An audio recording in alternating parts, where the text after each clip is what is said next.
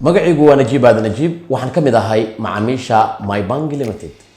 aniga aad ayaan ugu helaa bangiga MyBank maxaa yeelay isticmaalka mobile app-kooda wuxuu leeyahay adeegyo badan sida bill payments, JEB, QR code merchant payments, iyo inaad lacag u wareejin karto isla MyBank iyo bangiyada kale ee dalka, interbank transactions, RTGS.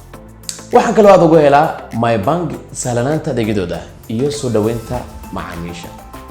sidoo kale waxaa aad ii soo jiitay oo aan ku doortay bangiga MyBank Limited Mastercard-kooda oo si sahlan aad ugu adeegsan kartid meelo kala duwan si ammaankeeda sugan yahay.